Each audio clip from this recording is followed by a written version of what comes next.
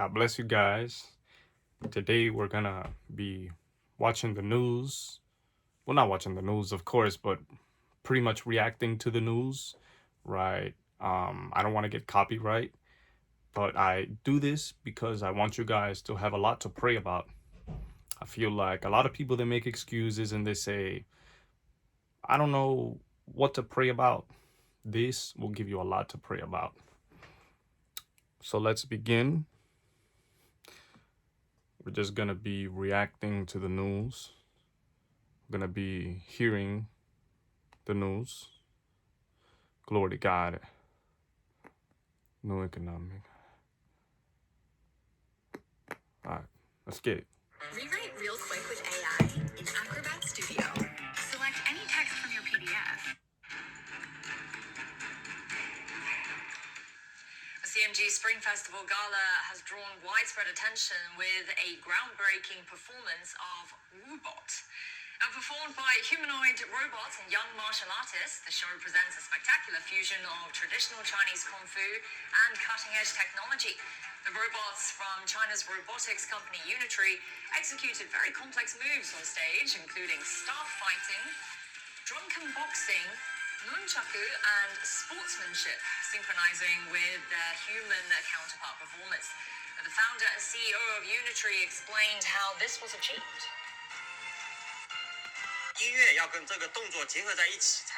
Music must be integrated with movements to achieve an excellent stage effect. Every movement is timed to the 100th of a second to control the stage effect. This is very similar to human performers dancing or performing martial arts to the rhythm. This time, we can have the humanoid robots run onto the stage, perform fight sequences, and then quickly move to the next position. Their speed has been greatly improved, roughly 5 to 10 times faster than last year. Oh God, hold up.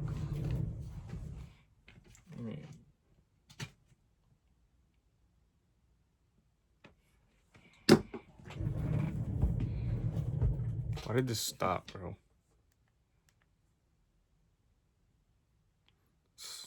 This is crazy. What's happening, bro?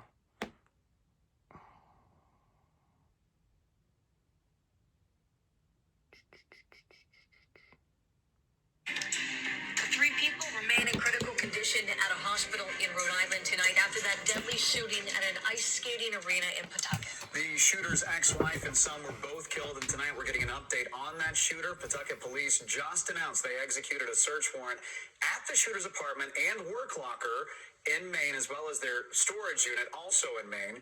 Police seized a sawed-off shotgun, an AR-15 style rifle, firearm accessories, as well as ammunition. 2 other guns were seized from the shooter's body on Monday.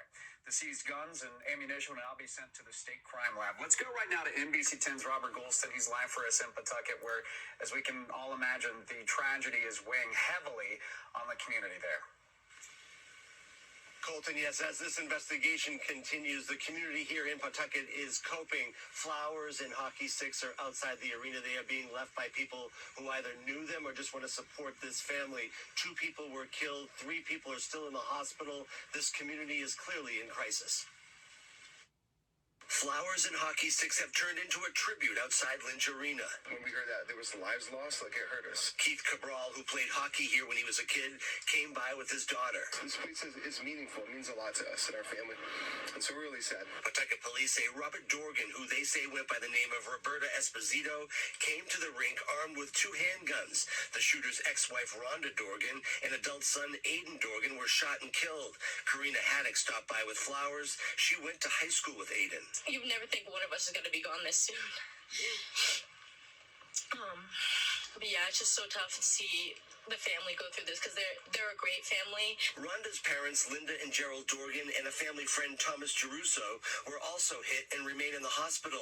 Geruso is an assistant principal in the school district. The superintendent's office wrote in part, "We ask the community to continue holding him close in their hearts during this incredibly difficult time." A local pastor has been trying to help provide a space for the community to heal. But also not just healing symbolically, but that there could be action so that these things can be prevented whenever possible.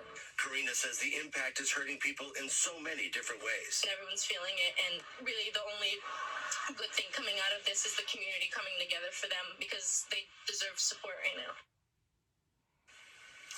And the ice rink continues to be closed. It should be opening later this week, and the governor did order all of the flags across the state to fly at low staff in memory of these victims. We are live in Pawtucket. Robert Goulston, NBC 10 Boston. Wow. To pretty much take it all, fridges and dishwashers and dressers, drawers, couches, mattresses, bed frames, concrete, things like the plane making an emergency landing at Newark Airport in New Jersey, forcing a ground stop at the international hub. Passengers forced to evacuate the plane on slides. NBC's Tom Costello has been tracking this for us. Tom, tell us what you know. As we speak, Tom, this was a JetBlue flight 543. It was actually going from Newark down to West Palm Beach. They left at about 5:30 p.m. and then developed some issue while in the air. So they came back and landed at Newark at 5:55, according to the FAA. The pilot was reporting some smoke in the cockpit. They came in, and he then requested fire rescue to take a look at the number one engine. That's the left side engine, to make sure that they didn't have some sort of a fire in the engine. That's why you have that response right there. They did evacuate passengers down the emergency chutes.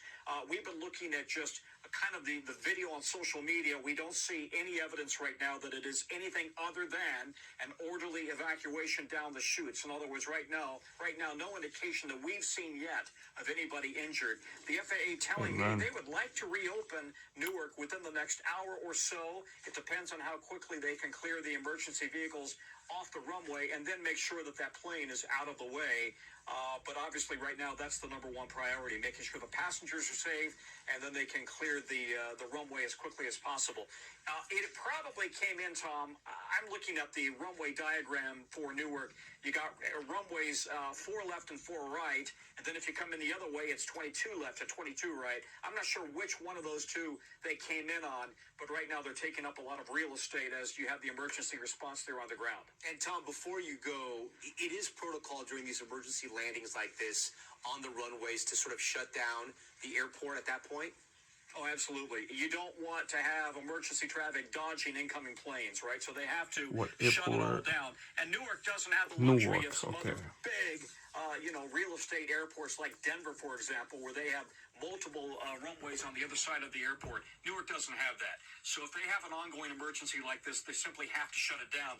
Plus, you've got the tower, very concerned and consumed by what's happening right there on the runway. They don't need a distraction of dealing with more traffic as well.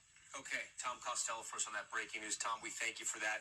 We thank you for watching. And remember, stay updated on breaking news and top stories on the NBC News app or watch live on our YouTube channel. We got to pray about what's happening with these planes. It's very eccentric what's happening. If they don't get destroyed, they have to do an emergency landing. There's always something going on with these planes. So I think we just have to pray about that whole situation. I'm not going to say more. Next. Reba here, back to tell you about Realtor.com. With over 500,000 new listings monthly, you can find your dream home. All right, here we go. Another week, another set of wins for the Trump economy. New numbers giving us new insight. Annual inflation, it cooled to 2.4% last month, down more than 0.5% compared to last year at the same time. That's pretty good. It's also close to the same rate on so-called Liberation Day last April. That was the day Trump announced tariffs and sparked hand-wringing from critics claiming the tariffs would send consumer prices through the roof. White House Press Secretary Caroline Leavitt earlier this morning. That is a remarkable turnaround in just a little over a year. We also see, as inflation has come down, wages have increased under this president. So Americans have more purchasing power, which is the greatest measure of affordability. President Trump has continually said the best is yet to come, and we believe we're continuing to head into an economic boom in 2026. And more good news here with a rosy jobs report that beat expectations. 130,000 jobs added last month, with the unemployment rate falling now to 4.3%. Also this week, the Dow hit yet another intraday high, topping 50,500 points. Our senior White House correspondent Peter Ducey has more on All of this good news the White House must be loving this morning. Good morning, Peter. Yes, Aisha, and this is happening about a week after President Trump was asked in an NBC interview when this stops being the Biden economy and starts being the Trump economy, and he said, "We're there now," and that is reflected in a statement from a White House official who tells us today's expectation-beating CPI report proves that President Trump has defeated Joe Biden's inflation crisis. Overall inflation fell, and real wages grew by $1,400 in President Trump's first year in office. With inflation now low and stable, America's economy is set to turbocharge even further through long overdue interest rate The cuts. economy from is the better Fed. with Trump But than any inflation, Biden. still too much for some Democrats. Brendan Boyle, the congressman, writes, Donald Trump promised he would end inflation on day one. Today is day 389, and prices are higher than ever. Yeah, you guys Instead of keeping his wait. promise, Trump You guys remember? I don't know if you guys watched this, but when Trump was debating Biden, Trump was cooking him, bro. has increased the He was costs cooking him Americans about pay through his inflation massive and everything. tariff taxes, the highest tariff since the Great Depression. Ordinary Americans simply can't afford Trump's reckless economic policies. Officials say they are pulling every lever they can, including with regulations like getting rid of that one that makes cars have a button to cut the engine at stop signs. The largest act of deregulation, as you point out, $1.3 trillion of deregulatory relief for American families who want to go out and purchase a new vehicle. It will be over $2,400 more affordable. This is about promoting consumer choice. And we do expect to hear from President Trump about this within the next hour or so when he jets off to Fort Bragg for a private meet and greet with some of the special operators who went and nabbed Maduro in the night earlier this year. Aisha. Okay, we'll stay tuned for that. Peter Ducey live for us outside the White House. Thanks, Peter. Taylor Riggs, co-host of The Big Money Show on Fox Business, joins me now to break all of these numbers down and really what it means for Americans at home. We'll talk about the job numbers because they're really good, but I want to dig into this inflation report, the inflation rate that we saw come down, cooled off a little bit, and the wage growth. I think those 2 points are extremely important when it comes to an average American that just wants to feel like life is more affordable. Yeah, absolutely. So the key from this administration, rightfully so, is to be focusing on wage growth because let's be honest, since 2020, prices are still up 26%. So even though you and I sit here, we talk about the rate of inflation slowing, that sounds good for economics, but for the person sitting at home, they're thinking, that sounds like prices are still rising. They're just rising more slowly. And that's absolutely right. So what this administration rightfully is focusing on is wage growth. And that is where we are getting massive good news. Wages last month were up 0.4%. Prices are up 0.2%, which means your paycheck after inflation, more money in your pocketbook by double. 0.2% is the difference between those two. Since Inauguration Day, there's been great analysis on this. Wages are up 2%. Under Biden, remember, your wages had actually fallen 4%, adjusted for inflation. Damn. So you are actually about 2% richer right now since Inauguration Day, not Liberation Day. So that's good news for Americans who are just going to the grocery store every day. And Taylor, we're also in the middle of tax season, so people are starting to get those refunds. And for a lot of Americans, they're going to be bigger this year just because of no taxes on tips, no taxes on no overtime. A bunch of other stuff in the big, beautiful bill is finally going to kick in, which is what the Treasury Secretary has been sort of, teasing for a while. The president has just wait for it. This economic boom is coming. Are we seeing signs? Are these the signs of this economic boom they're talking about? Yes, so wage growth, productivity, AI helping to boost profits, which means these companies can reinvest in their employees, help build out data centers, which creates jobs. All of that is the Trump economy. And so I think with the increase in tax refunds, for example, that is just one data point that we have where Americans just want to feel like there is more money coming into their pocketbook. So that is a very good sign. The latest numbers we have from Atlanta Fed GDP GDP showed that the economy is on track to still grow about 3.7%. That number was 4 or 5% a couple weeks ago. It's a very Yeah, volatile number. economy is But better again, for under a $30 Trump, trillion obviously. economy, anything above a very sluggish 1.8 to 2%, which we had under Biden, is a very good sign. Okay, one more thing on regulation. I think this is a very important one. The U.S. market wants to grow. It tends to grow if there's taxes are not too high, people have more money in their pockets, and regulation isn't out of control. And Peter just reported on the president's historic deregulation efforts alongside the EPA Administrator Lee Zeldin.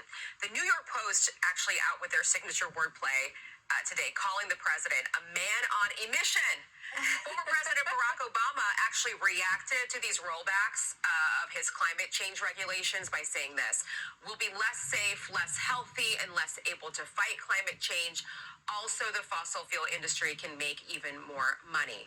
The Wall Street Journal editorial board, though, calls Trump's move a liberation and writes, cue the apocalyptic warnings unhinged from reality. What progressives really fear is that they won't be able to dictate the energy supplies, cars, and appliances that Americans can buy. Greenhouse gases aren't toxic and don't affect air quality. The real import of the Obama endangerment findings was to give the Obama and Biden teams legal license to mandate electric cars and force fossil fuel power plants to shut down. How do you see it? I mean, was it all just about shoving EVs down our throats? Yes, because it wasn't the market dictating. It was being forced down from top down, telling consumers what they needed to buy instead of allowing the free market and consumers to tell you what we wanted.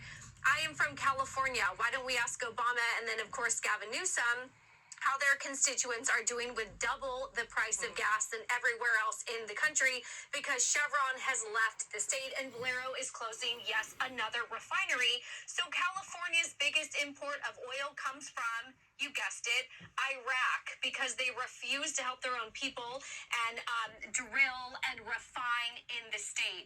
That doesn't sound any cleaner to me than anywhere else in the country. So if you want to import your oil from Iraq because you choose to not give your state constituents the best plan that they have and the choice, well, then that's on you. Good luck. Yeah.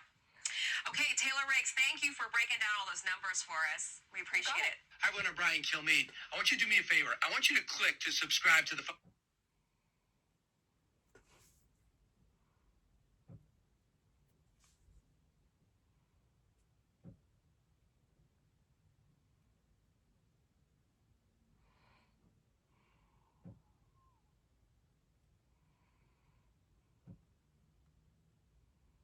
Glory to God.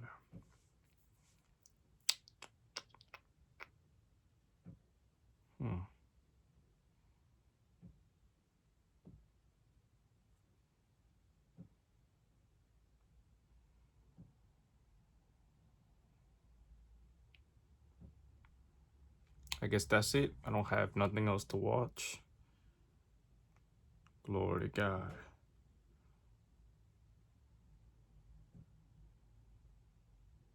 Let me see if I can find one more.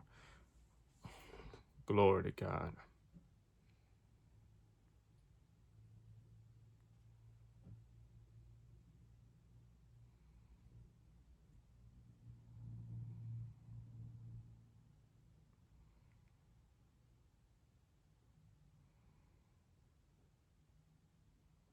Okay. What I'm gonna do is this. So the first thing that we watched was Humanoid. And I think that China is going to control everything with technology. So we have to pray about that. Now, I'm not gonna speak more into that because I'm not trying to get flagged. None of that. The next thing that we watched that I didn't really react to was, of course, what happened at that ice skating park and how 2 people were killed and some were rushed to the hospital. And of course, somebody went to school with that person and she was so sad. So, and I'm sure that that dead person, of course, had many more family members. So we have to pray about the family members, that the spirit of depression would be lifted off of them, and most importantly, that they would be saved. And the other two I already reacted to. So God bless. Stay in tune. More videos will come out. And tomorrow I'll be live.